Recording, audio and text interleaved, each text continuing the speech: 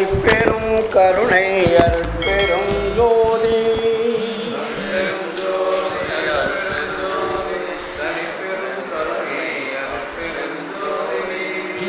நினைந்து நினைந்து உணர்ந்து உணர்ந்து நெகிழ்ந்து நெகிழ்ந்து அன்பே நிறைந்து நிறைந்து ஊற்றெழும் கண்ணீர் அதனால் உடம்பு நனைந்து நனைந்து அருளமுதே நன்னிதியே ஞான நடத்தரசே என்னுரிமை நாயகனே என்று வனைந்து வனைந்து ஏத்திதும் நாம் வம்மின் உலகியலி மரணமிலா பெருவாழ்வில் வாழ்ந்திடலாம் கண்டி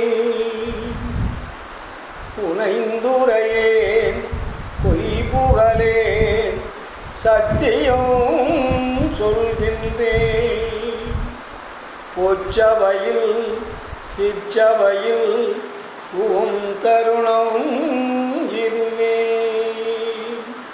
புகும் தருணம் இதுவே புகும் தருணம் இதுவே அருட்பெரும் ஜோதி அருட்பெரும் ஜோதி தனிப்பெரும் கருணை அருட்பெரும் ஜோதி. ஆன்மநேய ஒருமைப்பாட்டு உரிமையுடைய சகோதர சகோதரிகள் அனைவருக்கும் அதற்கும் நன்றி கலந்த வணக்கத்தையும் வாழ்த்துக்களையும் தெரிவித்துக் கொள்கிறேன். கடந்த மாதம் வள்ளலாருடைய மெய்ப்பொருளை பற்றி விளக்கமாக பேசி தெரிந்து கொண்டோம். அன்பர்களும் நிறைய வந்திருந்தார்கள். இன்று உங்களிடத்திலே சில உரையாடல்கள் என்றால் நாமும் பல ஆண்டுகளாக பேசுவதை கேட்டுக்கொண்டே இருக்கிறோம். ஆனால் வாழ்க்கையில் எந்த அளவிற்கு நாம் கடைபிடித்து இருக்கிறோம் என்று பார்க்கின்ற பொழுது அது அவரவர்களுடைய வாழ்க்கை தரத்தை பொறுத்து தான் இருக்கும். நாம் முன்னாடி இருந்ததற்கும் இப்பொழுது வாழ்வதற்கும் என்ன வேறுபாடுகள், என்ன வளர்ச்சி? ஒருவேளை நாம் வள்ளலாருடைய கொள்கைகளை முழுமையாக முடியாவிட்டாலும் கடைபிடிக்க முடியாவிட்டாலும் ஓரளவிற்காவது கடைபிடிக்கிறோமா என்ற ஒரு திருப்தி, இல்லை முழுவதுமாக செவிகளிலே கேட்டு சங்கத்தை விட்டு வெளியே போனவுடன் அதை மறந்துவிட்டு பழைய எப்போதும் போல் செய்கின்ற வேலையை செய்கிறோமா என்பதையெல்லாம் நாம் சிந்திக்க வேண்டும். சத்துவிச்சாரம் என்பது நம்மை கொஞ்சம் மேலே ஏற்றுவதற்கு மாற்றிக்கொள்ளக்கூடிய வாழ்க்கை முறைகள். ஏனென்றால் எல்லோரும் இந்த உலகத்தில் தான் பிறந்திருக்கிறோம். எல்லாமே இறைவனுடைய படைப்பு தான். இந்த இறைவனுடைய படைப்பிலே இறைவன் யார் என்பதை நாம் தெரிந்து கொண்டால் மட்டுமே நம்மளுடைய வாழ்க்கை மகிழ்ச்சியாக இருக்கும், உற்சாகமாக இருக்கும். நாம் அதிலிருந்து தடுமாற மாட்டோம். நாம் தடுமாறுவதற்கு அடிப்படை காரணமே கடவுள் யார் என்பதை நாம் முழுமையாக உணராத காரணம்தான். அதை முழுமையாக நம்ம உணர்ந்துட்டோம்னா பிரச்சனைக்கு இடமே கிடையாது. ஏதோ எல்லா சாமியும் கும்பிடுறோம், வள்ளலார் சொன்னதையும் கும்பிடுறோம். அப்படி என்ற ஒரு வாழ்க்கை இருந்தால் அது சுகம் அளிக்காது. அது வேஸ்ட்டு தான் சொல்லலாம். கண்டிப்பாக ஏன்னா வள்ளலார் வந்து அதில் வந்து ரொம்ப தீர்க்கமாக இருக்கார். நம்ம வந்து இப்போ நிறைய பார்த்திங்கன்னா சன்மார்க்கத்தில் இருக்கக்கூடிய அன்பர்கள் முழுவதுமே ஒரு 10% தவிர 90% எல்லாமே ஆற்றுல ஒரு கால் சேத்துல ஒரு கால் தான் வச்சிட்ருக்காங்க.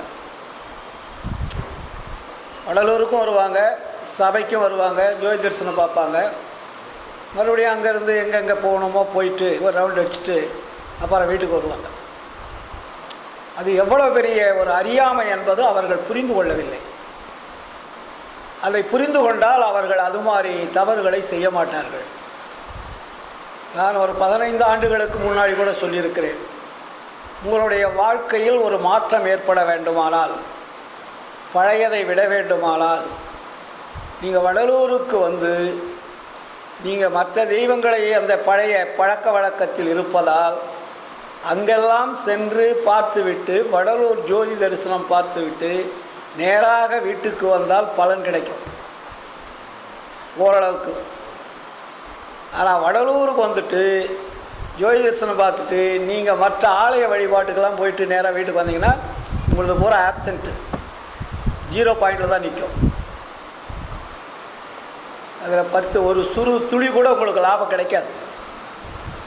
அதே மாதிரி தான் நம்மளுடைய வழிபாட்டு முறையிலையும் நம்மளுடைய வீட்டில் செய்கின்ற செயல்கள் எல்லாமே அருட்பெருஞ்சோதி ஆண்டவர் தான் உண்மையான கடவுள் என்பது எப்பொழுது உங்கள் மனதில் ஆழமாக பதிகின்றதோ அப்பொழுது தான் நம்மகிட்ட இருக்கக்கூடிய வினைப்பயன்கள் தீரும், துன்பம் அகலும்.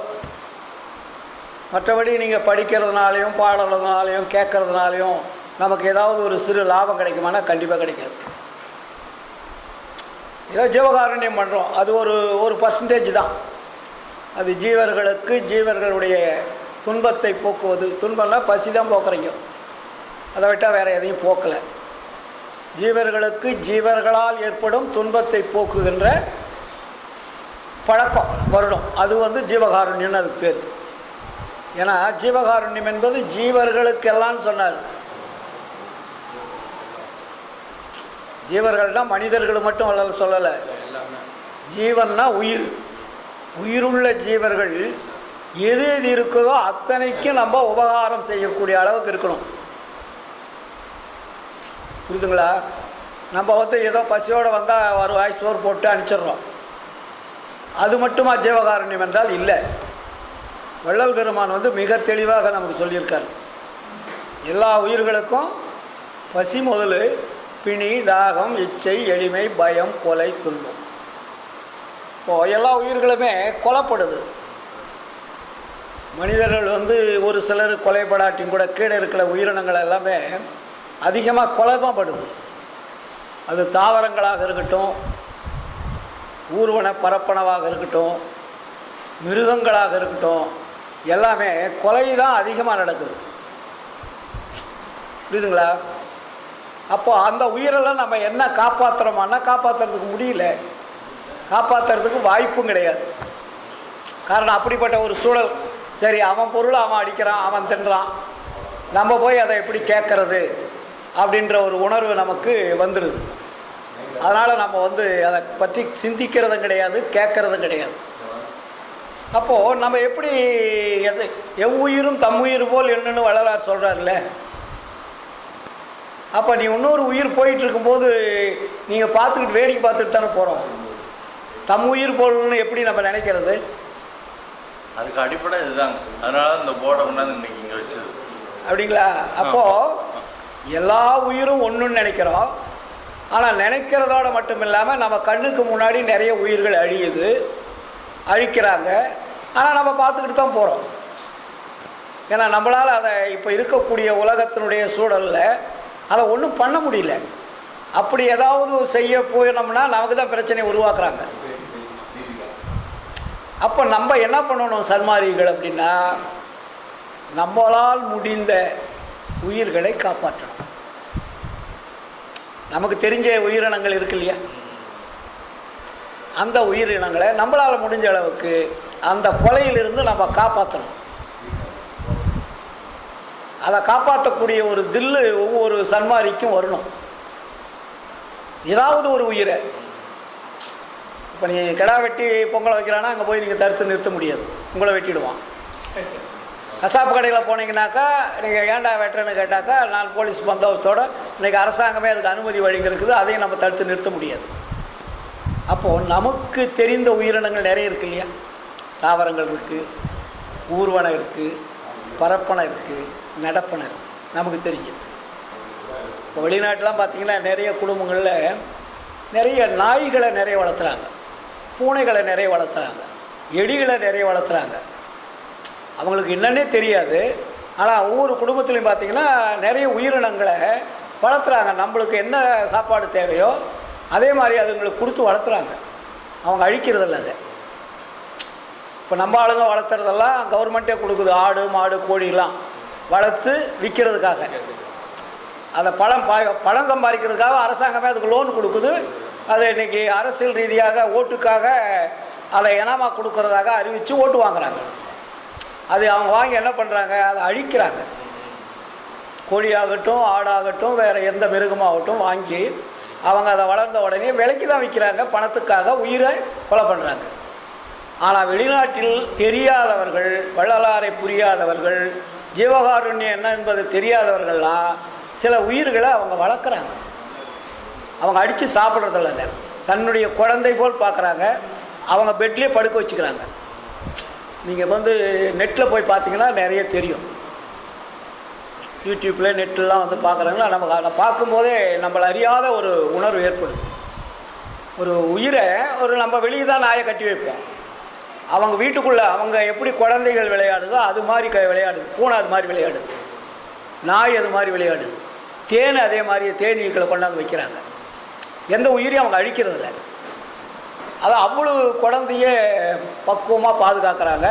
இப்போ நேற்று பார்த்திங்கன்னா ஒரு வீடியோ வந்தது, குரங்கு கொண்டாந்து வீட்டில் வளர்த்துறாங்க. செல்ல பிராணின்னு சொல்லிட்டு வளர்த்தி அந்த குரங்குக்கு எல்லா ப்ராக்டிஸும் அவங்க என்னென்ன செய்கிறாங்களோ அதை பார்க்குது. அது ஒளிஞ்சு பார்க்கும். அப்புறம் குழந்தைக்கிட்ட விளையாடும்.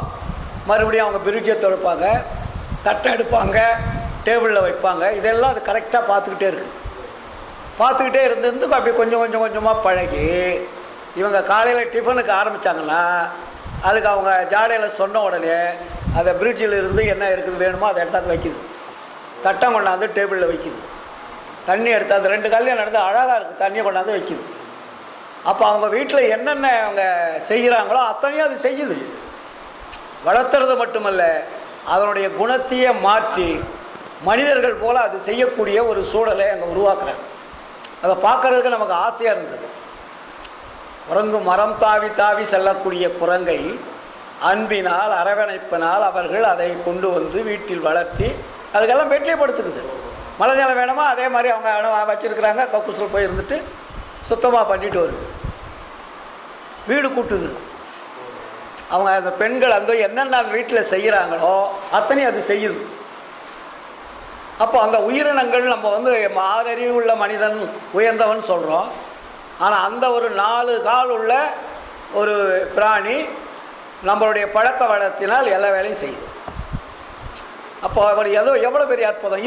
இது மாதிரி சின்ன உயிர்களை நம்மால் முடிந்த அளவுக்கு காப்பாற்றலாம் இல்லையா? ஒரு உயிர் ரொம்ப கஷ்டப்படுதா, நமக்கு தெரிஞ்சதா, ஒரு விலை கொடுத்து வாங்கி கூட அது ஏதோ ஒரு இடத்துல யாருக்கும் மனிதனுடைய கைக்கு அகப்படாத ஒரு இடத்துல கொண்டு போய் விட்டு வளர்த்துக்கலாம். இல்லாட்டி விட்டுட்டு கூட வந்துடலாம், தப்பிச்சுக்கோ. நம்ம கண்ணுக்கு முன்னாடி அந்த உயிர் போகுது. ஒரு கோழி எடுத்துக்கங்க, அவன் ஒரு 100 ரூபா கொடுத்து ஒரு 500 200 300 ரூபா கொடுத்து அதனுடைய விலையை கொடுத்து வாங்குறான். இன்னும் கொஞ்சம் நேரத்தில் வெட்ட போகிறாங்க, நமக்கு நல்லா தெரியும்.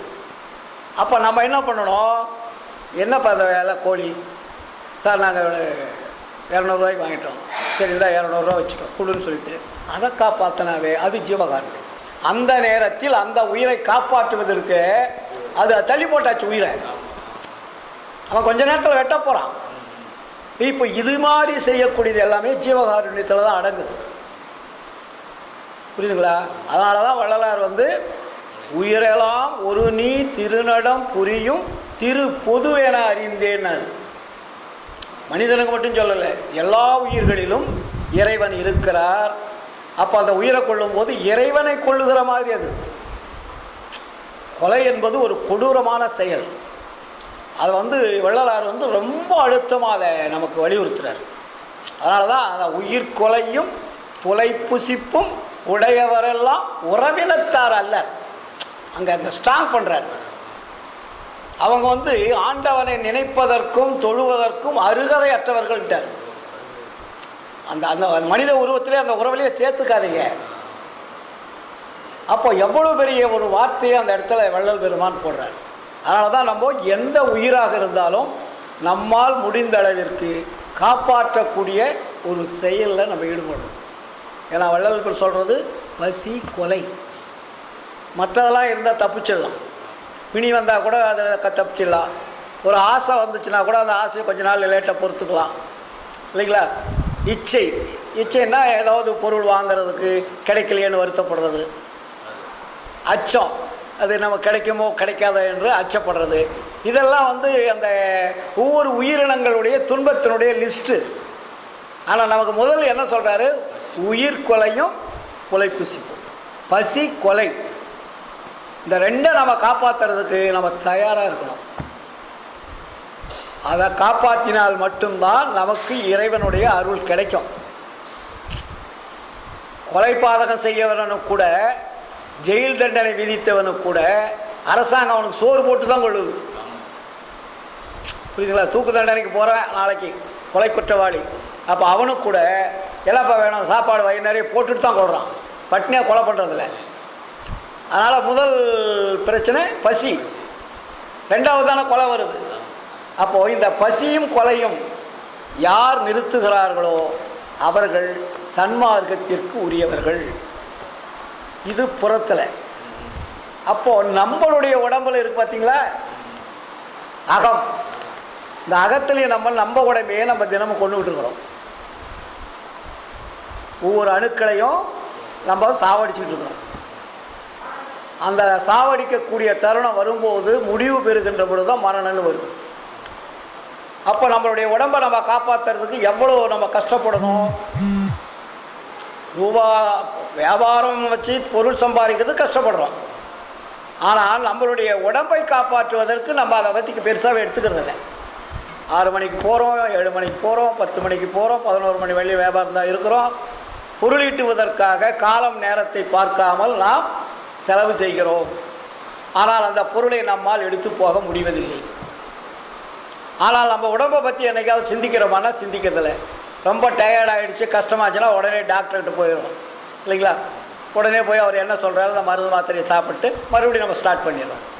ஆனால் இந்த உடம்பு முதுமை அடையாமல் இருப்பதற்கு நாம் என்ன செய்து கொண்டு இருக்கிறோம்? நம்முடைய உடம்பில் இருக்கக்கூடிய கோடான கோடி அணுக்கள் சேர்ந்தது தான் இந்த பாடி. இந்த பாடியை நம்ம காப்பாற்றுறதுக்கு நம்ம என்ன முயற்சி பண்ணோம் அப்படின்னா யாரும் முயற்சி பண்ணுறதில்லை. நம்ம ரெகுலர் ஒர்க்கு தானே பண்ணிக்கிட்டு இருக்கிறோம். அப்போது வள்ளலார் சொன்ன ஏதாவது ஒரு சிறு வழிமுறையாவது நம்ம கடைபிடிக்கிறோமானா இல்லை. முதல் நம்ம உணவு பழக்கத்தை மாற்றலை. உணவு பழக்கத்தை மாற்றுறதுக்கு உண்டான மூலிகைகளை சொன்னார், அதை சாப்பிட்றதில்ல இல்லைங்களா. இதெல்லாமே நம்ம முடியலைன்னா நமக்கு எப்படி இறைவன் அருளை கொடுப்பாரு? நமக்கு ஒரு பெரிய மரணமில்லா பெருவாழ்வு கிடைக்கும். சாகாத கல்வின்னு மேடையில் பேசிட்டா போதுமா? மரணமில்லா பெருவாழ்வு என்பது பட்டி தொட்டிகள்லாம் என்ன மாதிரி போய் பேசிட்டா மட்டும் போதுமானா போதாது. நடைமுறைக்கு ஓரளவுக்கு கொண்டு வரணும். அந்த நடைமுறை கொண்டு வருவதில் தான் முக்கியமானது 2. அதில் உயிர்கொலை செய்யக்கூடாது ஃபஸ்ட்டு, பசியோட மக்கள் இருக்கக்கூடாது. இதை 2 நீங்கள் நீக்கிட்டீங்கன்னாவே மற்றதெல்லாம் தானாக வந்துடும். பசியை நீக்கிறவனுக்கு கொலையை நீக்கக்கூடிய தைரியம் வந்துடும்ன்றார்.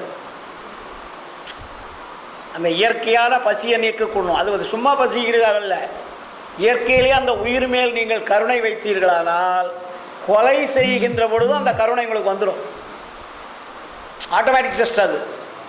சரி, ஏதோ நம்ம சங்கத்தில் சாப்பாடு போடுறாங்க 20 வருஷமாக, காலையில் ஏதோ ஒரு சந்தாதாரர் கொடுக்குறாங்க, ஒரு 200 பேருக்கு போட்டோமா அப்படின்னு போகிறது ஜீவகாருண்யம் அல்ல. அது உண்மை இரக்கத்தோட, உண்மை தயவோட, உண்மை கருணையோட வரக்கூடிய தெய்வங்கள் என்று நம்பி அவர்களுக்கு அந்த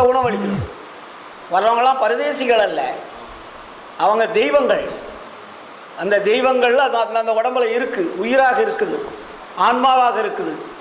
அப்போ அவங்கள மிரட்டுறது, திட்டுறது, பேசுறது அதெல்லாம் இருக்கக்கூடாது. அன்பினால் அந்த அன்னத்தை நம்ம கொடுக்கணும். இதெல்லாம் சின்ன சின்ன விஷயங்கள். நம்ம நிறைய பெரிய பேச்சு பேசி என்ன பிரயோஜனம்? சின்ன சின்ன விஷயங்களை நம்ம கடைப்பிடிக்கிறதில்ல. நாளைக்கு 200 பேர் வராங்க, காலையில் 250-200 பேர் வராங்க, அவங்கக்கிட்ட அன்பு காட்டணும். அவங்க அன்பு காட்டும்போது, அந்த அன்பா நீங்கள் உபசரிக்கும் போது அவனுடைய ஆன்மா அவங்கள வாழ்த்தும். பரவாயில்லையா? சன்மார்க்க சங்கத்தில் இருக்கிறவங்களாம் தங்கம். அவங்கள மாதிரி யாருமே இப்படி வந்து அன்பாக வந்து நமக்கு உணவு கொடுக்கறதில்ல. எப்போ போனாலும் தயவு அன்பை காட்டி நம்ம மரியாதை கொடுக்க. நம்ம ஒரு பரதேசியாக இருந்தாலும் கூட நமக்கு ஒரு மரியாதை காட்டி அந்த உணவு கொடுக்குறாங்கன்ற உணர்வு அவனுக்கு ஏற்படும். அப்போது அந்த உணர்வு தான் நம்ம ஆன்மாவை சுத்தப்படுத்தும். அந்த வைப்ரேஷன், அவனுடைய எண்ண அலைகள் நம்மளுடைய எண்ண அலைகளில் வந்து கலக்கும். அது கலந்தால்தான் நமக்கு கொஞ்சம் கொஞ்சமாக நம்மகிட்ட இருக்கக்கூடிய அந்த அழுக்கு என்ற திரை கொஞ்சம் கொஞ்சமாக கரையும். இதெல்லாம் சின்ன சின்ன விஷயங்கள். நம்ம இதை விட்டுட்டு பெரிய விஷயத்தை நம்ம பேசி என்ன பிரயோஜனம் இருக்குது? இப்போ வந்து தினம் அசட்டை செய்யாமல் கருசாலையை சாப்பிடுங்கன்னு சொல்கிறார். அந்த வார்த்தையை அவர் யூஸ் பண்ணுறார் இல்லையா? அது அசட்டை செய்யாமல். அசட்டைன்னா அலட்சியம் செய்யாமல். சரி, அப்புறம் சாப்பிட்டுக்கலான்ற எண்ணம் கூட வரக்கூடாதுன்றார். ஏன் அதை சொல்கிறார் அவ்வளோ அழுத்தமா என்றால், உங்களுடைய உடம்பை பாதுகாக்கக்கூடிய மூலிகை அது. உடம்பை பொன்போல் பாதுகாக்கும் ஆற்றல் உடையதுன்னு எழுதுறாரு. பொண்ணுன்னா என்ன? தங்கம். தங்கத்தை நீங்கள் பாதுகாக்கிற மாதிரி உங்கள் உடம்பை அது பாதுகாக்குன்றாரு. அதை அலட்சியம் செய்யாமல் தினம் தினம் நீங்கள் சாப்பிட்ணும். அதை நம்ம யாராவது கடைப்பிடிக்கிறோமா ரெகுலராக? வெரி குட், ரொம்ப சந்தோஷம், மகிழ்ச்சி. இதெல்லாம் நம்ம கடைப்பிடிக்கணும். அப்போது நம்ம அதை ஏன் அதை சொல்கிறாருன்னா, அந்த மூலிகை தான் உங்களுடைய அணுக்களை பாதுகாக்கும். இந்த அணுக்கள் வந்து சீக்கிரம் வந்து விரயமாகாமல் அதை பாதுகாக்கக்கூடிய அந்த உணர்வுகளை அது உருவாக்கும். அதுக்கு மேல் கொண்டு தான் நம்ம உணவு முறைகளை கொஞ்சம் கொஞ்சமாக மாற்றணும். அப்போ அந்த மூலிகையை நம்ம சாப்பிடும்போது என்ன ஆகுது? நமக்கு பக்குவம் வருது. ரெண்டாவது மூலிகை என்ன சொல்கிறாரு? தூதுவளை சொல்கிறார். தூதுவளை என்பது என்ன? அறிவை விருத்தி செய்யுன்றார். அறிவை விருத்தி செய்யும். நமக்கு அறிவு கிடையாது, அதனால் அறிவை விருத்தி செய்யணும்னு எழுதுறாரு. உங்களுக்கு அறிவில்லைன்னு வளரார் சொல்லலை. அறிவு விருத்தி செய்யணும்னா என்ன அர்த்தம்? உங்களுக்கு அறிவு இல்லை, இதை சாப்பிடுங்க, அது விருத்தி செய்யணும்னு அர்த்தம். புரியுதுங்களா? அப்போ அந்த தூதுவளையும் கருசாலையும் நம்ம இடைவிடாத சாப்பிட்டு பழகணும். அந்த சாப்பிட சாப்பிட நம்ம உடம்பு அதுக்கு ஒத்துக்கும். முதல்ல நம்ம திடீர்னு சாப்பிடும்போது, இப்போ நம்ம நண்பர் ஒருத்தர் அப்படி தான் சாப்பிட சொன்னாருன்னு ஒரு நாளைக்கு இந்த ஆடு மாடு பில்லு மேய்கிற மாதிரி பேஞ்சு ஹீட் ஆகிடுச்சு. ஆத்திரம். அப்படி இருக்கக்கூடாது. கொஞ்சம் கொஞ்சமாக சாப்பிட்டோம்னா நம்ம உடம்புக்கு இன்றைக்கி ஒரு அரை ஸ்பூன் சாப்பிட்டோமா எப்படி இருக்குது? சரி, கரெக்டாக இருக்குது, நாளைக்கு அதே பண்ணுங்கள். அப்படி ஒரு வாரம் அரை ஸ்பூன் பண்ணுவாங்க. அதுக்கு அடுத்த வாரம் கரெக்டு, இதில் எந்த விதமான சைடு எஃபெக்டோ ஹீட்டோ குளிர்ச்சியோ அதிகம் வரல, நார்மலாக இருக்குன்னா இன்னும் அடுத்த வாரத்துக்கு கொஞ்சம் சேர்த்துக்குங்க. கொஞ்சம் கொஞ்சமாக இதை பழகிட்டு வந்தால் நமக்கு என்ன ஆகும்? உடம்புக்கு தெம்பு வரும். நீங்கள் 1 கிலோ சோறு குழம்பு ரசத்தை தின்றதை விட இதை சாப்பிடுகின்ற பொழுது உங்களுக்கு உடம்புக்கு ஒரு தெம்பு வரும். நரம்பு வந்து நல்ல ஸ்ட்ராங்காக இருக்கும். அதுக்கு மேல் கொண்டு நம்ம என்ன பண்ணணும்? கொஞ்சம் கொஞ்சமாக உணவு முறைகளை மாற்றணும். வள்ளலார் தெளிவாக சொல்கிறார். சோற்றாசையோடு காம சேற்றாசைப்படுவாரை துணிந்து கொள்ள கூற்றாசைப்படுனார். கூற்றுவன்னா என்ன? யமா. நீங்கள் இந்த தினமும் தின்றதை தின்னுக்கிட்டே இருந்தீங்கன்னா யமனுக்கு வந்து சௌகரியமாக போச்சு. உங்களை சர்வசாதாரணமாக வந்து கூட்டிகிட்டு போயிடுவான். நீங்கள் ஒன்றும் அங்கே அதை வந்து தடுத்து நிறுத்த முடியாதுன்ட்டார். புரியுதுங்களா? அதுக்கப்புறம் இன்னொரு இடத்துல என்ன சொல்கிறாரு? ஈரமும் அன்பும் கொண்டு இன்னருள் பெற்றேன், என் மார்க்கம் இரவாத சன்மார்க்கம் தோழி. அடுத்தவர் என்ன சொல்கிறாரு? காரமும் மிகு புளிச்சாரமும் கைப்போடே உப்போடே கசப்போடே கூட்டி ஊரமுது உண்டு நீ ஒழியாதே. அதுக்கு என்ன பேர் வைக்கிறாரு? ஊரமுது உண்டு நீ ஒழியாதே அந்தோ ஆரமுது உண்டு என்னோடு ஆடையடி பந்து அருட்பெரும் ஜோதி கண்டு ஆடையடி பந்துன்றார். அப்போது நீ ஊரமுது என்றால் இது ஏன் ஊரமுதுங்கிறது பேர்? இது மலம் வரும், சிறுநீர் வரும், வேர்வை வரும், அழுக்கு வரும், எல்லாமே வெளியே வந்து அது உங்களை அழிச்சிடும். இந்த 6 சுவை தான் உங்களை அழிப்பது. இப்போ நம்ம எதையோ தியானம் பண்ணுறோம், யோகம் பண்ணுறோம், தபம் பண்ணுறோன்றதெல்லாம் வேலையாகாது. நீங்கள் 3 வேலையை நல்லா மூக்கு பிடி தின்னுட்டிங்கன்னா எந்த தியான யோகம் தான் இருந்தாலும் இன்னும் வேலையாகாது. அப்போ நம்ம என்ன பண்ணோம்? இந்த அறுசுவையை கொஞ்சம் கொஞ்சமாக பக்குவமாக குறைக்கணும். அறுசுவை நம்ம ஃபுல்லாக சாப்பிடும்போது என்ன வருது? காமம் வருது. காமம் என்றால் என்ன? உணர்ச்சி. உணர்ச்சி எப்படி வருது? இந்த அறுசுவை அது இரத்தமாக மாறி ரத்தம் சுத்தகரிப்பு செய்து அது குண்டலினி பையில் போய் விந்துவாக மாற்றமடைந்து இறங்கிடும். அப்போ விந்து இறங்கினா என்ன ஆகும்? உங்களை சும்மா விடாது. அது வீரியம் உள்ளது, அது சும்மா விடாது. அது போய் ஏதாவது ஒரு தப்பு பண்ண ஆரம்பிச்சு சொல்லிடும். நீங்கள் தப்பு பண்ணுறதில்ல, உங்களுக்கு அந்த எண்ணம் வராது. ஆனால் இந்த உணவினால் உங்களுக்கு அந்த விந்து என்ற வீரியம் வந்து அது வெளியே வருகின்ற பொழுது உங்கள் உடம்பு சீக்கிரமாக அழிந்து போயிடும். அதனால தான் கிராமத்தில் அந்த காலத்தில் என்ன சொல்லுவாங்க? விந்து விட்டவன் நொந்து கட்டான்னு சொல்லி பழமொழி உண்டு. அப்போது நமக்கு ஆரமுது ஊறுறதுக்கு இந்த உடம்போ தவிர ஊரமுதுக்கு அல்லன்றார். அது ஊரமுது, அதுவும் அமுதம்தான், அதுவும் வந்து அங்கே தான் இறங்குது. இது ஆரமுது, இது மேலே இருந்து கீழே வெளியே இறங்கணும். இது இறப்பையிலிருந்து வெளியே வந்து அது ஃபில்ட்ரு பண்ணி அதை எங்கெங்கே சுத்திகரிப்பு செய்யணுமோ அத்தனையும் செய்து அது ரத்தமாக மாற்றி, ரத்தம் 4 வகைன்னு எழுதியிருக்கார் வள்ளலார். அதை எந்தெந்த ரத்தத்தில் என்னென்ன இருக்குதுன்னு கலவை எழுதி வச்சுருக்கார். உரநடை பகுதியில் போனீங்கன்னா தெரியும். இன்றைக்கி தான் வந்து இவனுங்களை ABCDன்னு சொல்கிறான். ஆனால் வள்ளலார் அன்னைக்கே எழுதியிருக்காரு 4 வகை ரத்தங்கள் அப்படின்னு எழுதலை. கலவை ரத்தம் என்னென்ன ஒரு 4 வகையில் வரும். அப்போ அந்த 4 வகை ரத்தங்கள் அந்த உணவனுடைய தன்மைக்கு மாறி அங்கே வருது. இது வந்து சுக்கில பையில் போய் இறங்கிடுது. இறங்கிட்ட உடனே அது என்ன ஆகும்? நம்மளுடைய வயதை கூட்டிக் கொண்டே இருக்கும். இது தினமும் சாப்பிட்றீங்க, தினமும் வெளியே வந்துட்டுருக்கு, தினமும் சாப்பிட்றீங்க, தினமும் வெளியே வந்துட்டுருக்கு இல்லையா? அதனால் வள்ளலார் அதுக்கு என்ன சொன்னார்? அதை கூட ஊற்றுக்கேணி நாயன்னு ஒரு வார்த்தை போடுறார். ஒரு ஆண் பெண் என்பது தினம் தினம் உடலுறவு செய்யக்கூடாது. அப்படி செய்தால் உங்களுடைய உடம்பு சீக்கிரம் அழிந்துவிடும். அப்போ என்ன சொல்கிறாரு? 15 நாளைக்கு ஒரு தடவை, இல்லறத்தானுக்கு 15 நாளைக்கு ஒரு தடவை ஆண் பெண் உடலுறவு வைத்து கொள்ள வேண்டும். ஏனென்றால் இறைக்காமல் இருந்தாலும் ஆபத்து, இறைத்து கொண்டே இருந்தாலும் ஆபத்துன்றார். புரியுதுங்களா? நம்ம டெய்லி இறைச்சாலும் சீக்கிரம் வற்றி போய், அதனால தான் அது ஊற்றுக்கேணி நாயன்னார்.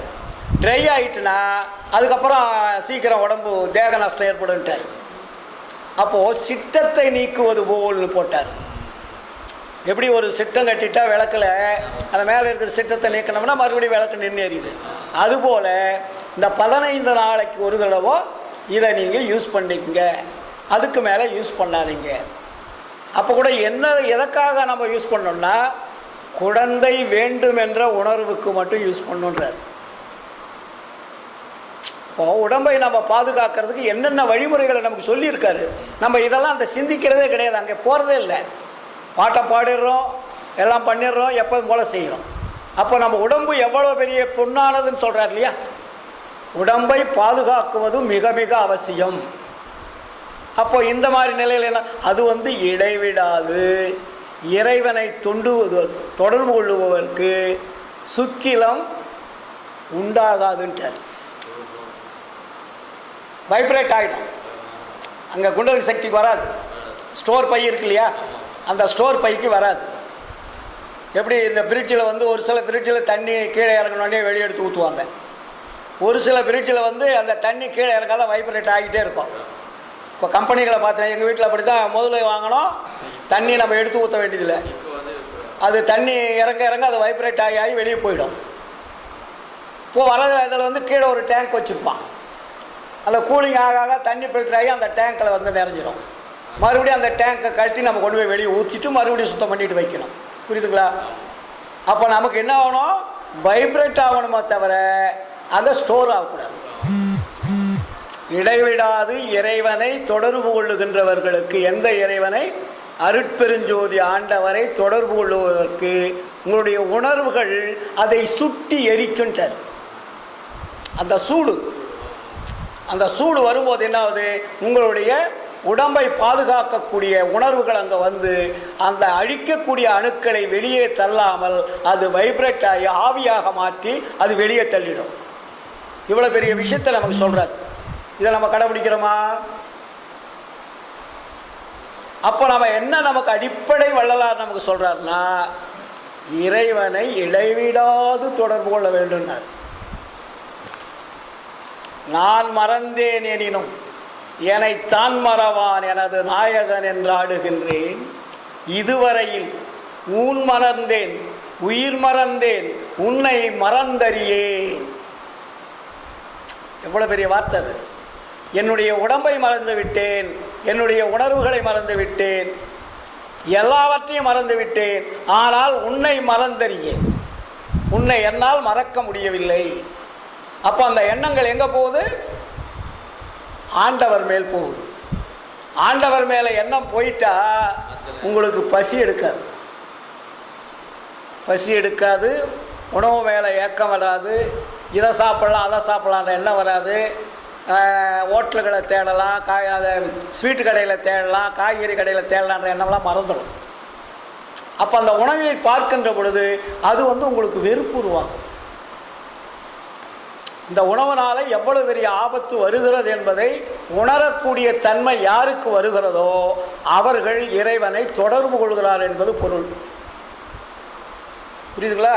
அதனால தான் அதுக்கு புழுக்கின்ற உணவுன்னு அதுக்கு பேர் வச்சார். அப்போ நமக்கு என்ன உணவு சொல்கிறார் வள்ளலார்? புழுக்காத உணவுகளை மாற்றுங்கள். ஏன்னா உடம்பு நிற்கணும். உணவு இதை சாப்பிடாத நிறுத்தினீங்கனாலும் உடம்புக்கு ஆபத்து, பட்னியாக போட்டாலும் டேஞ்சர்ஸ். அப்போது ஒன்றை நிறுத்தி ஒன்றை மாற்றுங்கள், கொண்டு வாங்க. ஏன்னா இதை விட அது எனர்ஜி ஜாஸ்தி. அப்போ அவர் என்ன சொல்கிறாரு? அது தேன், கற்கண்டு, அயன் செந்தூரம், தாமர புஷ்பம். இது ஏன் சொன்னார்? பேரிச்சம்பழம். இது ஏன் சொல்கிறாரு? இது ஊரமுதை உருவாக்காது. அது சொன்னார், ஊரமுது உண்டு நீ ஒழியாது. ஊரமுது என்பது மலம் போகக்கூடிய உணவு பூரா ஊரமுது. அப்போ இது நாளும் மலம் வராது, அப்படியே வைப்ரேட் ஆகி உடம்புலேயே ரோல் ஆகிட்டு அது கொடுக்க வேண்டிய எசன்ஸை கொடுத்துட்டு வெளியே போயிடும். புரியுதுங்களா? அப்போ உங்களுக்கு பாத்ரூமு, லெட்டின்னு, கக்கூஸ் எதுவுமே தேவையில்லை. இதுதான் அந்த சுத்த சன்மார்க்கத்தினுடைய தீவிரமான ஒழுக்க நெறிகளிலே முதன்மையானது உணவு முறைகள். இந்த உணவு முறைகளை நம்ம கொஞ்சம் கொஞ்சம் கொஞ்சம் கொஞ்சமாக மாற்றணும். இப்போ இதை நீங்கள் சேர்க்க அது கொஞ்சம் கொஞ்சமாக குறைஞ்சிடும். நீங்கள் இப்போ சாப்பிட்றீங்க, அதை திடீர்னு நிறுத்திட்டு இதை சாப்பிட்டீங்கன்னா செட் ஆகாது. இதை நீங்கள் சாப்பிட்றீங்க, இதையும் சாப்பிடுங்க. இது சாப்பிட என்னாகும்? அது மேலே உங்களுக்கு ஆட்டோமேட்டிக்காக வெறுப்பு வந்துடும். வெறுப்பு வரும்போது என்னாகும்? இது மேலே இன்பம் அது மேலே அதை ஒதுக்குறான்ற எண்ணம் வந்துடும். இதுதான் மாற்றுவது. வள்ளலார் எதையுமே விட்டுடுங்கன்னு சொல்ல மாட்டார், மாற்றுங்கள்ன்றார். ஒன்றை விட வேண்டுமானால் ஒன்றை சேர்க்க வேண்டும். புரியுதுங்களா? அப்போ இந்த முறையை நம்ம கையாண்டோம்னா நமக்கு என்ன வராது? உடம்புக்கு நோய் வராது, ஆபத்து வராது, வயது முதிர்ச்சி அடையாது. என்றே எண்ணினும் இளமையோடு இருக்கக்கூடிய ஒரு ஆற்றல் நமக்கு வந்து கொண்டே இருக்கும். அதனால் நமக்கு பலம் குறைஞ்சுன்னு நினைக்காதீங்க. அவ்வளோ பெரிய பலம் தேனில், சர்க்கரையில், அயன் செந்தூரம், தாமர புஷ்பத்தெல்லாம் பலம் ஜாஸ்தி.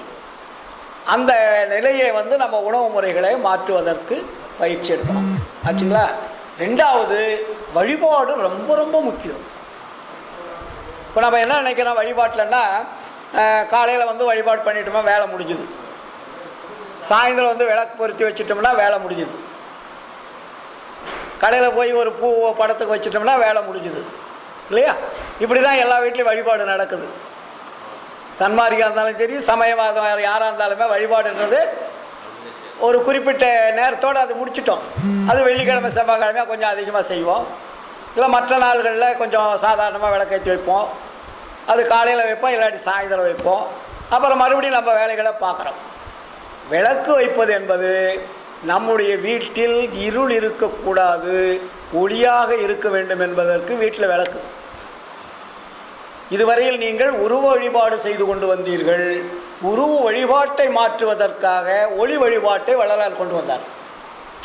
ஒன்றை மாற்றணும் இல்லை, நீங்கள் உருவ வழிபாடு வேண்டாம்னா அப்போ எதை வணங்கணும்னு கேட்பாங்கல்ல, அப்போ அதுக்காக வள்ளலார் என்ன மாட்டார், ஒளி வழிபாடுன்றாங்க. அப்போ ஒளி வழிபாடு என்பது அதுக்கு ஜாதி மதங்கள் கிடையாது. மற்றதுக்கெல்லாம் நீங்கள் ஒரு படத்தை வச்சிங்கன்னா அது மதம் சார்ந்தது, சமயத்தை சார்ந்தது. ஒரு மசூதிக்கு போனீங்கன்னா அது இஸ்லாம் மதத்தை சார்ந்தது. ஒரு சர்ச்சுக்கு போனீங்கன்னா கிறிஸ்துவ மதத்தை சார்ந்தது. இந்துக்கள் கோயிலுக்கு போனீங்கன்னா இந்து மதத்தை சார்ந்தது. வைணவ கோயிலுக்கு போனால் வைணவ சமயத்தை சார்ந்தது. அப்போ எல்லாத்துக்குமே ஒரு ஜாதி சமய மதங்கள் வச்சுருக்காங்க இல்லைங்களா? ஆனால் விளக்குக்கு ஏதாவது ஜாதி சமய மதங்கள் இருக்கா? அது எந்த இடத்துல வச்சாலும் வெளிச்சத்தை தான் கொடுக்கும். ரெண்டாவது, அது மேல் நோக்கி தான் எரியும், கீழ் நோக்கி வராது. அது எந்த ஜாதி மதம் என்பது அந்த விளக்குக்கு தெரியாது. யார் வீட்டில் வேணாலும் இருக்கலாம். அதனால் அது பொது வழிபாட்டு முறைன்னு வள்ளலார் கொண்டு வந்தார். அப்போ அதுக்கு வேறு என்ன, பொது வழிபாட்டு முறை. அதுக்கு சாயங்கள் பூசாமல் அவர் வள்ளலார் என்ன வர சத்திய ஞான ஜோதினர். அதுக்கு சமரச சுத்த சன்மார்க்க சத்திய ஞான சபைன்னு வச்சு அதுக்கு சத்திய ஜோதி நித்திய ஜோதின்றார். அதுக்கு சத்திய ஜோதி, ரெண்டாவது நித்திய ஜோதி. அப்போ நம்ம என்ன பண்ணுறோம், புறத்தில் தானே வச்சு வழிபாடு பண்ணுறோம். அப்போ உங்கள்கிட்ட என்ன வழிபாடு இருக்குது? நீங்கள் வழிபாடு விளக்கேற்றி வச்சுட்டு கடைக்கு போயிட்டீங்க, அந்த அம்மா இருக்காங்க விளக்கு வச்சுட்டு அவங்க வேலைக்கு போயிடுறாங்கன்னு வச்சுங்க. அப்போ வழிபாடு உங்களுக்கு என்ன அங்கே இருக்குது? அப்போ வள்ளலார் இங்கே என்ன சொல்கிறாரு, அடங்கு நாள் இல்லாது அமர்ந்தானை காண்பதற்கு தொடங்கு நாள் நல்லதென்றோ. கடவுள் அடங்காதவன். அவனை யாரும் அடக்க முடியாது, தடுக்க முடியாது, நிறுத்த முடியாது, நீங்களாக உருவாக்க முடியாது. ஆண்டவர் இல்லை என்றால் இந்த உலகம் இயங்குமா? அண்டங்கள் இயங்குமா? அவர் ஓய்வு எடுக்க முடியுமா? அப்போது அதனால் வள்ளலார் என்ன சொல்கிறார், அடங்கு நாள் இல்லாது அமர்ந்தானை காண்பதற்கு தொடங்கு நாள் நல்லதன்றோ நெஞ்சே தொடங்கு நாள் நல்லதன்றோ. நீங்கள் ஜோதி வச்சுட்டீங்க, வேலை முடிஞ்சிடுச்சு இல்லைங்களா? அதுக்குன்னு ஒரு நேரம் காலம்னு வச்சுருக்கிறீங்க. ஆனால் கடவுள் நேரங்காலத்தை பார்த்தா என்ன ஆகும்? நான் காலையில் தான் சூரியன் உதிக்கிறத நான் இன்றைக்கி உதிக்க மாட்டேன், 12 மணிக்கு தான் உதிக்கிறேன்னா நீங்கள் என்ன பண்ணுவீங்க? அது நேரங்காலம் பார்க்குதா? அப்போது இறைவன் அடங்காதவன், உங்களுடைய ஆன்மாவும் அடங்காதது. உடம்புல இருக்கக்கூடிய ஆன்மா அது ஏதாவது ஓய்வு எடுக்குதா? அது ஓய்வு எடுத்தால் அந்த உடம்பு என்ன ஆகும்? சவமாயிடும். சிவம் என்பது சென்று விட்டால் சவம் என்பது வந்துவிடும் இல்லையா? அதனால தான் நம்ம சமயத்தில் கூட அன்பே சிவம்னாங்க. அங்கே அது அன்புன்னு பேர் வச்சாங்க. வள்ளலாருங்க என்ன சொல்கிறாரு, அது இடைவிடாது இயங்கிக் கொண்டிருக்கக்கூடிய மெய்ப்பொருள்னார். நம்ம உடம்புல எந்த இடைவிடாது, எப்படி ஆண்டவர் இடைவிடாது செயல்பட்டு கொண்டிருக்கிறாரோ அதே போல் உங்களுடைய உடம்பில் எப்படி தாயினுடைய கருவறையில் அது அமர்ந்து அது தனக்கு வாழ்க்கைக்காக உடம்பை எடுத்து உயிரை எடுத்து வெளியே நீங்கள் செய்யக்கூடிய தவறுகளையெல்லாம் அது பார்த்து கொண்டு சாட்சியாக இருந்து கொண்டு உங்களுக்கு என்னென்ன செய்கிறோமோ அத்தனையும் அதுக்கு கூடவே இருந்து செஞ்சு கடைசியில் நீங்கள் அன்ஃபிட்டுன்னு நினச்ச உடனே தான் அது வெளியே போகுது. அது இருக்கும் வீட்டை நீங்கள் அழிக்கின்ற தருணம் வருகின்ற பொழுது தான் அது வெளியே போகுது. புரியுதுங்களா? அப்போ அந்த உயிரையும் உடம்பையும் எப்படி பாதுகாக்க வேணும்? அது பாதுகாத்தா தானே ஆன்மா என்ற அந்த மெய்ப்பொருள் நிற்கும். அப்போ நம்ம என்ன செஞ்சுக்கிட்டு இருக்கிறோம்? ஆன்மாவை நிலைநிறுத்தக்கூடிய தன்மை நம்மிடம் இருக்கிறதா? எல்லாம் ஆன்மா ஆன்மான்னு பேசுகிறீங்க, ஆன்மநேயன்னு பேசுகிறீங்க, ஆன்மீகம் என்று பேசுகிறீங்க. ஆனால் ஆன்மாவை காப்பாற்றும் தகுதி நம்மிடம் இருக்கிறதா என்றால் இல்லை. எவன் ஒருவன் ஆன்மாவை உடம்பை விட்டு வெளியே அனுப்பாமல் இருக்கிறானோ அவன்தான் சன்மார்க்கி. மற்றவெல்லாம் சன்மார்க்கி என்ற லிஸ்ட்லேருந்து வள்ளலார் எடுத்துடுவார். அப்படியே ஆன்மாங்கிறது என்னங்கிறது சொல்லுங்க, அதிகம் நடக்குமா போர்டில் தான் எழுதி. அப்போது ஆன்மா என்றது என்ன? அதுதான் இறைவனுடைய குழந்தை. ஏன்னா அவர் அனுப்பியது தான் ஆன்மா. அவர் அனுப்பிய ஆன்மாவை நம்ம எப்படி பாதுகாக்கணும்? அப்பா கொடுக்குற சொத்தை நம்ம எவ்வளோ பாதுகாக்கிறோம்? அதை அடிச்சுட்டா மறுபடியும் அப்பா கொடுப்பாரா? ஒரு தொழிலுக்கு பணம் கொடுக்குறாரு, அந்த தொழிலில் நஷ்டம் பண்ணுறீங்க, அப்புறம் என்ன ஆகுது? வேறு தொழிலுக்கு போயிடுறீங்க. அப்போ இது நஷ்டம் உடனே வேறு தொழிலுக்கு போயிடுறீங்க. அதே மாதிரி ஆன்மா என்ன பண்ணுது? இந்த உடம்பு நஷ்டம் அடையும் போது இந்த உடம்பை விட்டுட்டு வேற ஒரு வீடு எடுத்துக்குது. அப்போ வீடு இல்லாமல் ஆன்மா வாழுமா என்றால் வாழாது. அப்போ நம்ம சமயவாதிகள் என்ன சொன்னாங்க? பக்தி மார்க்கத்தில் உடம்பை விட்டு ஆன்மா பிரிந்தால் சொர்க்கத்திற்கு சென்றுவிடும், வைகுண்டம் சென்றுவிடும், கைலாயம் சென்றுவிடும். ஏனென்றால் நாமெல்லாம் காசி ராமேஸ்வரம்லாம் போய் வழிபாடு செஞ்சோம், அதனால் இந்த ஆன்மாவானது ஆண்டவர் வந்து சொர்க்கத்துக்கு கூட்டிடுவார்னு அவங்க ஒரு கதை கட்டிட்டு போயிட்டாங்க. ஆனால் வள்ளலார் என்ன பண்ணார்? அவனே, நீ உடம்பை விட்டு வெளியே ஆன்மா சென்றால் மறுபடியும் பிறப்பு உண்டுடான்ட்டார். அது எங்கேயும் போகிறதுக்கு சான்ஸே கிடையாது. உடம்பை விட்டு ஆன்மா வெளியே சென்றால் அது மறுபடியும் வேறொரு வீடு எடுத்து வாழுமே தவிர அது வேறொரு இடத்திற்கு செல்லாது. அப்போ அந்த ஆன்மா என்ற இறைவனுடைய குழந்தையானது ஆன்ம தேகத்தோடு தான் இங்கே வந்தது. இந்த உருவத்தை எடுத்துக்கிட்டு அது வரல. இந்த உலகத்திற்கு வருகின்ற பொழுது ஆன்ம தேகத்தோடு வந்தது. ஆன்ம தேகம் என்றால் என்ன? அது பேர் தான் ஒளி தேகம். அந்த தேகத்தில் வந்த ஆன்மா இங்கு இந்த உலகத்தில் வாழ்வதற்காக அந்த தேகத்தினுடைய வரைபடத்தில் உயிரும் உடம்பும் கொடுக்கப்படுகிறது. புரியுதுங்களா? அப்போ அந்த உயிரும் உடம்பையும் கொடுத்தால் நீங்கள் உயிரையும் அழிக்கக்கூடாது, உடம்பையும் அழிக்கக்கூடாது. இதை எந்த வகையில் இது சேர்ந்ததோ அந்த வகையில் பிரித்து நீ எப்படி வந்தாலும் அந்த தேகத்தை மாற்றிடான்னு வள்ளலார். அதுக்கு பேர் தான் ஆன்ம தேகன்னு பேர். புரியுதுங்களா? அழிக்கவும் கூடாது, ஆனால் உன்னுடைய பழைய தேகத்துக்கு நீ வரணும். இந்த புது தேகம் உனக்கு எப்படி வந்துச்சு? உணவுனால் வந்தது, இந்த உலகத்தினால் வந்தது, பஞ்சபூதங்களால் வந்தது. இந்த பஞ்சபூத தேகத்தை பஞ்சபூதங்களால் உருவாக்கப்பட்ட உணவு என்ற அந்த உணவை நாம் உட்கொண்டுவதால் இந்த தேகம் தடித்து விட்டது.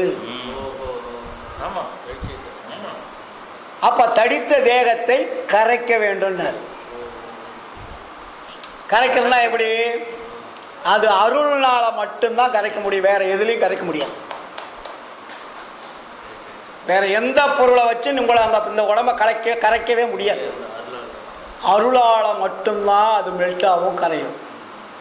அதனால தான் அருளே என் மனம், அருளே என் அறிவு, அருளே என் உரு. அந்த அருட்பெருஞ்சோதி அகவல்ல அருள் அருள்னு போட்டிருக்காரு. என்ன படிக்கிறீங்க? அருள் தான். அப்போ அந்த அருளை பெறுவதற்கு தான் நாங்கள் இவ்வளோ கஷ்டப்படணும். நீங்கள் இந்த அளவிற்கு இந்த உலகத்தில் முறை தெரியாமல், வழி தெரியாமல், வழிபாடு தெரியாமல் வாழ்க்கை வாழ்ந்ததினால் வந்த துக்கம்தான் மரணம். மரணம் என்பது ஒரு துக்கம். அதனால தான் அது மரண பெரும்பிணி வாரா வகை தரும் கருணை பெருந்திரல் காட்டிய மருந்தேனார். மரண பெரும் பிணினர். அதை மற்ற பிணி பெரும்பிணி இல்லை, அது சீக்கிரம் ஏதோ செஞ்சிடலாம். மரண பெரும்பிணி உங்களால் எப்படி நீக்க முடியும்? அப்போ அந்த மரண பெரும்பிணி வாரா வகை தரும் கருணை பெருந்துரல் காட்டிய மருந்து, அதுதான் அருள் மருந்து. அந்த அருள் மருந்தை பெறுவதற்கு தான் இவ்வளவு வழிகள். அப்போ நீங்கள் போய் எங்கே சார் கடையில் வாங்கணுமா? வாங்க வேண்டியதில்லை. வேறு ஏதாவது விற்கிதா? இல்லை. அப்போ எங்கே தான் சார் இருக்குது? உங்கள்கிட்டே இருக்குது. வேறு எங்கேயும் போய் நீங்கள் வாங்க வேண்டியதில்லை. அந்த அருள் என்பது இறைவன் நீங்கள் அறியாமல் வாழுகின்ற பொழுது உங்கள் உடம்பை சுத்திகரிப்பு செய்வதற்காக முன்னாடியே அருளை வைத்து தான் அனுப்புகிறார். அதனால தான் வள்ளலார் சொன்னார், பெட்டி இதில் உலவாத பெரும்பொருள் உண்டு, அது பெருக என அது திறக்கும் பெருந்திரவு போலும், எட்டும் இரண்டும் தெரியாது என் கையிலே கொடுத்தி எடுக்கதனை முயல்கின்றேன், அட்டிசையன் எனையாதீர், அரைகணத்துக்கு 1000 கோடியாக வட்டியிட்டு நும்மிடத்தை வாங்குவேணும் நாளைன்னாரு. எவ்வளோ பெரிய விஷயம். அப்போ பெட்டி இருக்கு, பூட்டு போட்டிருக்கு, அதுக்கு சாவி வேணும் அப்படின்னு சொல்லிட்டு இந்த சாவி எங்கடா கிடைக்குன்னா வள்ளலார் அங்கே ஜீவகாருண்யத்தில் சொல்லிட்டார். ஜீவகாருண்யமே மோட்ச வீட்டின் திறவுகோல். நீ எப்பொழுது அன்பு கருணை தயவு என்ற அந்த மிக்சிங் மெத்தடு, அன்பு வேணும், தயவு வேணும், கருணை வேணும், இந்த 3 மிக்ஸ் ஆகும்போது தான் அருள் என்பது வரும், சாவி கிடைக்கும். அப்போ அந்த சாவி திறக்கிறதுக்கு சாவி கிடைச்சா மட்டும் போதுமா? இறைவனுடைய ஆர்டர் வேணும், இறைவனுடைய அனுமதி வேணும். அப்போ அந்த அனுமதியை பெறுவதற்கு தான் எவ்வளோ விஷயங்களை வள்ளலார் கொடுத்துருக்கார். அப்புறம் என்ன சொல்றாரு? வல்லவர் எல்லாமும் வல்லானை காணற்கு நல்ல நாள் எண்ணிய நாள் நெஞ்சே நல்ல நாள் எண்ணிய நாள். புரியுதுங்களா? வல்லானை காண்பதற்கு, வல்லன்னா யாரு? அருட்பெருஞ்சோதி ஆண்டவர். அவரை காண்பதற்கு நீங்கள் அலையணும். உங்ககிட்டே இருக்காரு. உங்ககிட்ட இருக்கிற கடவுளை நீங்கள் ஏன் தொடர்பு கொள்றதுக்கு பயப்படுறீங்க? வெளியில் இருக்கிற கடவுளை போய் ஏன் தேடுறீங்க? அப்போ தேடுறதுனால உங்களுக்கு ஏதாவது லாபம் இருக்கா? எதுவுமே கிடையாது. அப்போ என்ன இருக்குது? நமக்கு அதிகமாக நஷ்டம்தான் இருக்குது. அதனால தானே வள்ளலார் முதல் பாட்டியை ஞான சரிகளை போட்டார். நினைந்து நினைந்து உணர்ந்து உணர்ந்து போட்டார் இல்லையா?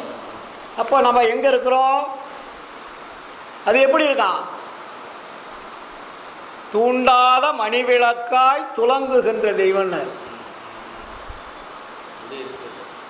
நீங்கள் வைக்கிற விளக்கு தூண்டணும். அது உடம்புக்குள்ள எப்படி இருக்குது?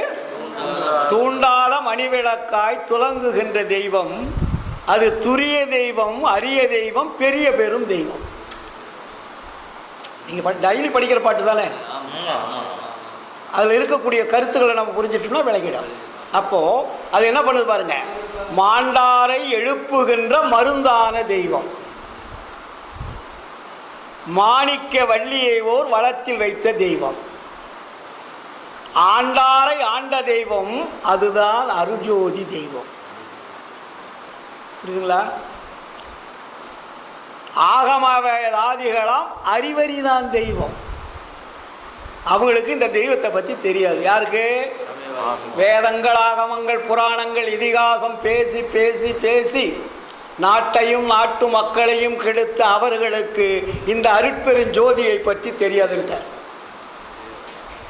பல்லாயிரம் ஆண்டுகளாக இந்த நாட்டை அழித்து கொண்டிருப்பது எது என்றால் வேதங்கள், ஆகமங்கள், புராணங்கள், இதிகாசங்கள். அதனால தான் அடித்து சொல்கிறார் இங்கே வள்ளலாருங்க. என்ன?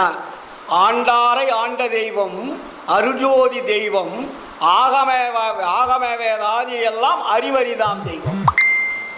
அப்புறம் என்ன சொல்கிறாரு? தீண்டாத வெளியில் வள தீண்டாத தெய்வம். நீங்கள் அதை தொட முடியுமா? பார்க்க முடியுமா? இதை விட நீங்கள் தொட்டு ஏற்றிடலாம். உங்களோட ஆன்மா உங்களால் தொட முடியுமா? ஆன்மா அவனுடைய தந்தையை தொட முடியுமா? அதனால தான் அது தீண்டாத வெளியில் வள தீண்டாத தெய்வம். அது எங்கே இருக்கு? சிற்சபையில் விளங்குகின்ற தெய்வம். அதே தெய்வம் உங்ககிட்ட சிற்சபையில் இருக்கிறது ஐயா, வேற போய் தேடாத. உன்னை இயக்கிக் கொண்டிருக்கக்கூடிய அந்த ஆற்றல் மிகு ஆன்மாவை தொடர்பு கொள்ளாமல் நீ ஏன் அலைந்து கொண்டிருக்கிறாய்? வாங்க வாங்க, நான் வராட்டி கூட என் பொண்டாட்டி கூப்பிடுறேன், அதுக்குள்ளக்காக போயிட்டு வரணும், கிளம்பிடணும். இல்லை, ஜாதகம் பார்த்தோம், அந்த கோயிலுக்கு போய் இந்த கோயிலுக்கு போய் பரிகாரம் செய்ய சொன்னாங்க, அதனால் அதை போய் செஞ்சால் தான் நமக்கு வந்து குடும்பத்தில் நிம்மதி இருக்குன்னு சொல்லிட்டு நீங்கள் சன்மாதத்தில் இருப்பீங்க. பொண்டாட்டியை பேச்சு தட்ட முடியாது, குழந்தைய பேச்சு தட்ட முடியாது.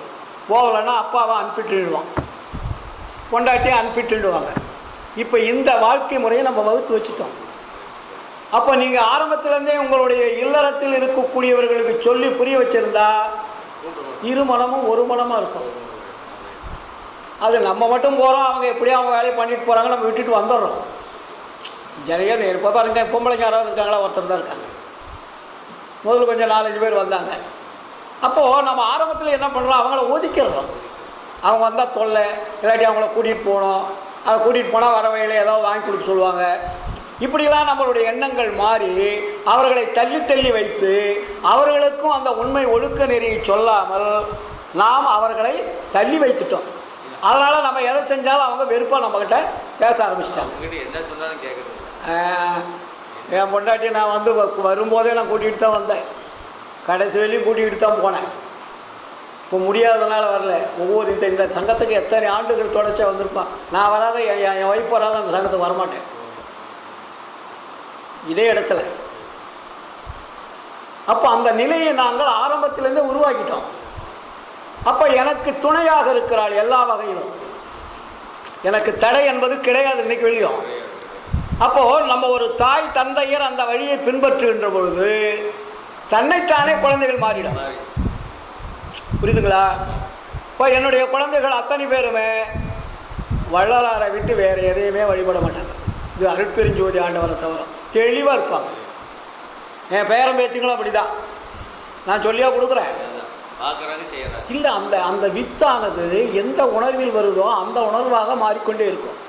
சார் நீங்கள் எந்த வித்து போடுறீங்களே எந்த மண்ணில் அதுதான் சார், அதுக்கு தகுந்த மாதிரி தான் விளையும். புரியுதுங்களா? அப்போ எங்களுடைய உணர்வுகள் அது உணர்வான அந்த உணர்வு நல்லொழுக்கத்தினுடைய உணர்வுகளாக வித்துவாக உருவானது. அப்போ அவங்களுடைய அந்த எண்ண அலைகள் சொல்லாமல் செயல்படும். அதனால்தான் வள்ளலார் சொல்வார், பலனால் சந்ததி இல்லாமல் வருந்துகின்ற சம்சாரிகள் ஜீவகாருண்யமே விரதமாக அனுசரிப்பார்களே ஆனால் அவர்களுக்கு நல்ல அறிவுள்ள குழந்தை பிறக்குன்னு எழுதுறார். புரியுதுங்களா? இப்போ நான் போன வாரம் கூட கரு உண்டாகும் இதன்னு ஒரு ஸ்டார்ட்டில் போட்டு விட்டேன். குழந்தை இல்லாதவர்கள் தவிக்கின்ற தவிப்பு, அவர்கள் யாரை நம்பி எப்படியெல்லாம் ஏமாறுகிறார்கள்.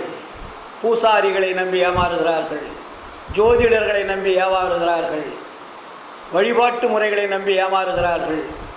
இப்படி நிறைய அதுக்கு தொடர்பெல்லாம் கொடுத்துட்டு இந்த ஏமாற்று வேலை தேவையில்லை. அப்போ வள்ளலார் சுக்கிலம் உண்டாகும் விதம் என்பதெல்லாம் எழுதியிருக்காரு இல்லையா? அதை பார்த்து அவங்களுக்கு புரிகிற மாதிரி எழுதி ஃபுல்லாக நான் போஸ்ட் பண்ணிட்டேன்.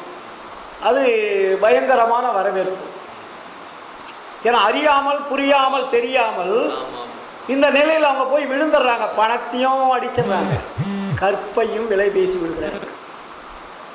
நீங்கள் நிறைய இடத்துல போனீங்கன்னா குழந்தை உங்களுக்கு எப்படி கிடைக்கும் உருவாக்குன்னு சொல்லிட்டு இந்த பூசாலிங்க ஜோதிடர் மருத்துவர்லாம் என்ன பண்ணுவானுங்க, தவறான வழியை யூஸ் பண்ணுறாங்க. அப்புறம் இன்னொன்று வந்திருக்கு இல்லையா, டெஸ்ட் டியூப்னு. டெஸ்ட் டியூப்னா என்ன சார்? அது இன்னொருத்தனுடைய விந்தை எடுத்து இன்னொரு பெண்ணில் அனுப்புவதுக்கு பேர் தான் டெஸ்ட் டியூப். அதுக்கு இப்போ அந்த பொண்ணு விபச்சாரமே பண்ணிடலாம்.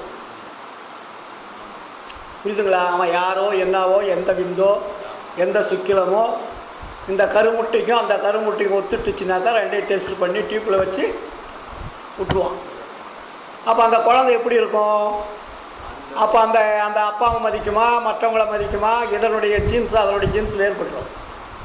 குடும்பத்தில் பின்னாடி வளர அது என்ன இப்போ தானே நிறைய 10-15 வருஷமாக அப்படி உருவாக்குறாங்க. அவங்க வளர்ந்து வரும்போது தான் அந்த வாழ்க்கை முறை எப்படின்னு தெரியும். இதெல்லாம் வந்து தேவையற்ற விஞ்ஞானங்களை கண்டுபிடித்து கருவிகளை கண்டுபிடித்து பணத்தை கொள்ளையடிப்பதற்காக செய்கின்ற சூட்சுமம். அப்போ வள்ளலாரிங்க என்ன சொல்கிறாரு, எதுவே வேண்டாம், நீங்கள் இடைவிடாது அருட்பெருஞ்சோதி ஆண்டவரை தொடர்பு கொண்டு ஜீவகாருண்யமே வழிபாடாக நினைத்து விரதமாக ஏற்று செயல்பட்டீர்களானால் நல்ல அறிவுள்ள சந்ததியை உண்டு பண்ணும் என்பது சத்தியமே எழுதுகிறார்கள். அப்போ உங்களுடைய ஜீன்ஸ் அது மாற்றிடும். பழைய அந்த அசுத்த அணுக்களை மாற்றி சுத்த அணுக்களாக அது மாற்றும். எப்படி? ஜீவகாருண்யத்தினால. மற்றவருடைய ஆற்றல் நம் இடத்திலே வந்து பதிய பதிய பதிய என்னாவோ நம்முடைய உணர்வுகள் அணுக்கள் எல்லாமே சுத்திகரிப்பு செஞ்சிடும். அதே மாதிரி இடைவிடாது இறைவனை தொடர்பு கொள்வதனால் உடம்பே சுத்தமாயிடும். அதனால தான் இங்கே வள்ளலார் நமக்கு சொல்கிறாரு, காலம் கடந்த கடவுளை காணற்கு காலம் கருதுவது. இறைவன் காலம் கடந்தவர், அவரத்தை போய் நீங்கள் பார்க்கறதுக்கு நேரங்காலத்தை பார்த்து வழிபாடு பண்ணுறீங்க இல்லையா? காலம் கடந்த கடவுளை காண்பதற்கு காலம் கருதுவதே நெஞ்சே காலம் கருதுவதே. வச்சுங்களா? எப்படி அந்த பாடல் பூரா அற்புதமான பாடல்கள், தனிப்பாடல்கள் வரும். அப்புறம் தடையாதும் இல்லா தலைவனை காணற்கு தடையாதும் இல்லை கண்டாய். நீ அவனை தொடர்றதுக்கு எந்த தடையும் கிடையாதுட்டார். மற்றவங்களை தொடுவதற்கு தடை உண்டு. புரியுதுங்களா? ஏன்னா உங்கள்கிட்ட இருக்கக்கூடிய ஆன்மா இறைவனால் அனுப்பியது. ஆனால் அந்த உண்மையான இறைவனை நீங்கள் தொடர்பு கொள்ளுகின்ற பொழுது அங்கே தடை என்பது கிடையாது. நீங்கள் உண்மையான இறைவனை விட்டுட்டு வேறொரு இறைவனை வணங்கினா அங்கே தடை வந்துடும். அந்த தடை என்பதான் மாயினால் உருவாக்குவது. மாயன்னு சொல்கிறீங்க இல்லையா? அப்போ மாயை என்ன பண்ண தப்பு பண்ணுறான்னு அர்த்தம். அது புரிஞ்சுக்கும். ஏன்னா மாய்க்கு தெரியும் நம்ம என்னென்ன பண்ணுறோம்னு. மாயை என்பது சாத்தான் என்பது சைத்தான் என்பதெல்லாம் ஒன்று தான். அப்போ எத்தனை என்ன பண்ண நீங்கள் செய்கிற தவறுகளுக்கெல்லாம் அதுதான் அவங்களுக்கு தண்டனை கொடுக்குறது. அப்போது உண்மையான தெய்வத்தை நீங்கள் தொடர்பு கொண்டால் மாயை உங்கள் விட்டு விலகிவிடும்.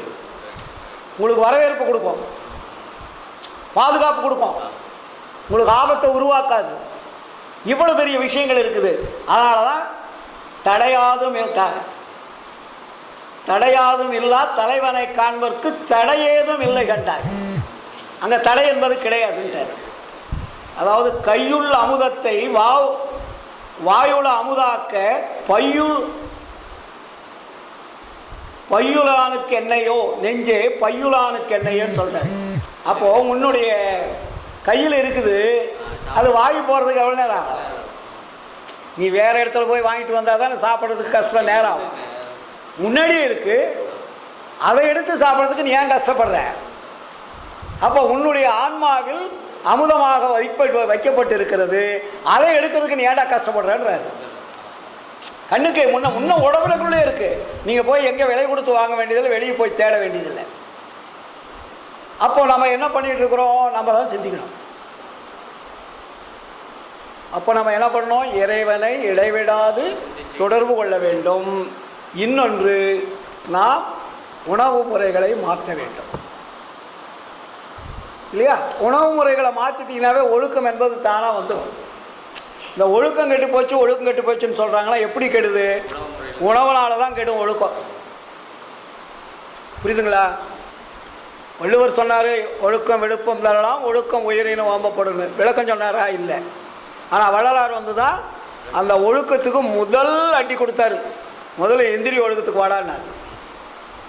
இந்திரியம் என்றால் புறக்கருவிகள். இந்த புறக்கருவிகள் செய்யக்கூடிய செயல்பாட்டினால் தான் உங்களுக்கு துன்பங்கள் வந்து கொண்டு இருக்கிறது. இந்த புறக்கருவிகளை வச்சு தான் நீங்கள் சாப்பிட்றீங்க. அப்போ உணவு முறைகள் எதுலேருந்து கருவி மூலமாக தான் உள்ளே போகுது.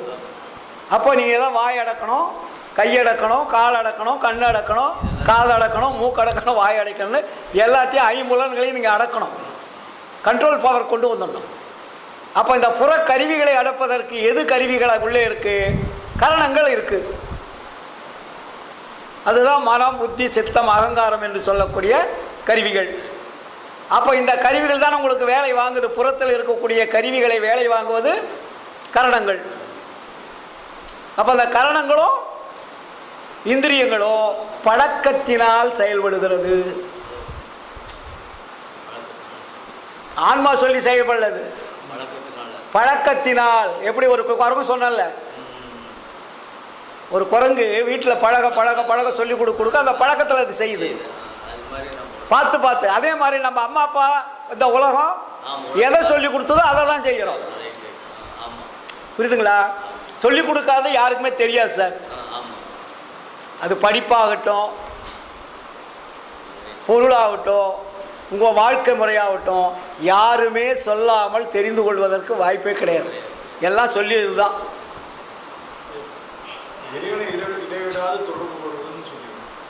வந்து மதத்தில் வந்து நாமாவளி ஜபம் மந்திர ஜபம்லாம் சொல்கிறாங்க. இப்போ சன்மார்க்கத்தில் இறைவிடாத தொடர்பு கொள்றதுனா எந்த சிந்தனைகளை நீங்கள் அங்கே வைக்கணும். ஆன்மாவை சிந்தனையிலேயே இருக்கணும். உங்களுக்கு நேரம் ஃப்ரீயாக இருந்துச்சுனாக்கா அருட்பெருஞ்சோதி மகாமந்திரத்தை சொல்லுங்கள். இப்போ நான் வியாபாரம் பண்ணிக்கிட்டு இருக்கிறேன், சிந்தனையை நீங்கள் அதை வச்சுட்டு வியாபாரம் பண்ணுங்க, அது தடை கிடையாது. நீங்கள் உங்களுடைய உணர்வுகளை கொண்டு போய் இங்கே வச்சுட்டிங்கன்னா வேலை முடியுது. அதனால தான் ஞானசரிகளை சொல்கிறார் இல்லையா, உச்சிக்கு கீழே உள்நாக்குக்கு மேலே மூளையின் மத்தியில் மலர்ந்த தாமரைக்குள்ளே உள்ளே வந்து ஒரு சின்ன ஒளியாக அது இயங்கிக் கொண்டிருப்பது, அதுக்கு பேர் தான் ஆன்மா. அது இல்லை என்றால் உடம்பு இயங்காது. அதனால் உங்களுடைய உணர்வுகளை அங்கே தொடர்பு வையுங்கள்னாரு. அதனால தான் ஞானசரிகளை ஒரு பாட்டு அதுக்காகவே போட்டார் தனியாக. குறித்து உரைக்கின்றேன், நீங்கள் கேட்ட கேள்வி சொல்கிறார் பாருங்க. குறித்து உரைக்கின்றேன் இதனை கேண்மின் இங்கே வம்மின், கோணுமன குரங்காலே நாணுகின்ற உலகி, வெறித்த உம்மால் ஒரு பயனும் வேண்டுகிறேன், எனது மெய்யுரையை பொய்யுரையாய் வேறு நிலையாதி. இப்போ சொன்னீங்க இல்லையா, நீங்கள் பொறித்த மதம் சமயம் எல்லாம் பொய் பொய்யே, நீ சொன்ன மந்திரம்லாம் பொய்டான்ட்டார். பொறித்த மதம் சமயம் எல்லாம் பொய் பொய்யே அவற்றில் புகுதாதி. அப்புறம் என்ன பண்ணோம், செரித்திடு சிற்றவை நடத்தை தெரிந்து துதித்திடுமின் சித்தியெல்லாம் இத்தினமே சத்தியம் சேர்ந்திடுமே. இதை விட என்ன விளக்கம் சொல்லணும்? வரல, உங்களுடைய உணர்வுகள் அங்கே வைக்கிறதுக்கு என்ன சார் இருக்கு?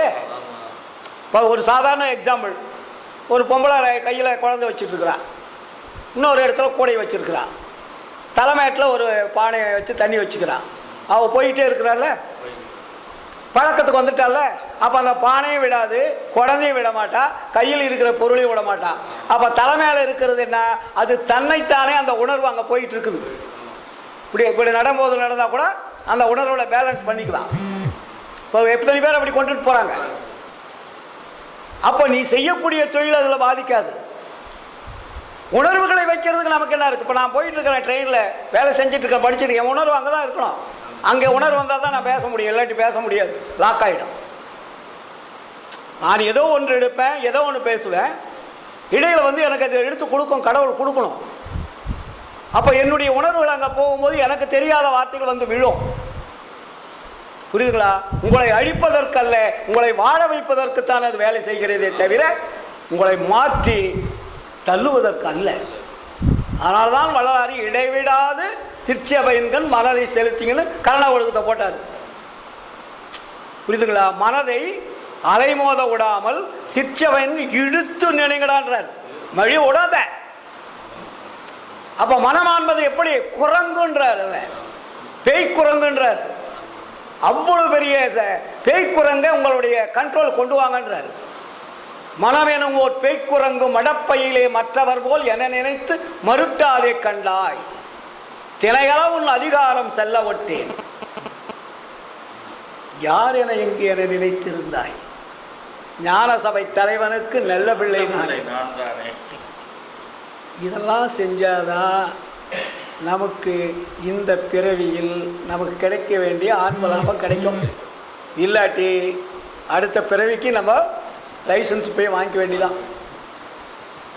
அது அடுத்த பிறவி என்ன கிடைக்குன்னு நமக்கு தெரியாது. அதனால தான் வள்ளலார் இந்த பிறவி போனால் மறுபடியும் எந்த பிறவி கிடைக்கும் என்பது உண்மை அல்ல, தெரிந்து கொள்ள முடியாது. என்னம்மா? ஆமாம், முதல் பாட்டு அதை தானே போட்டார்.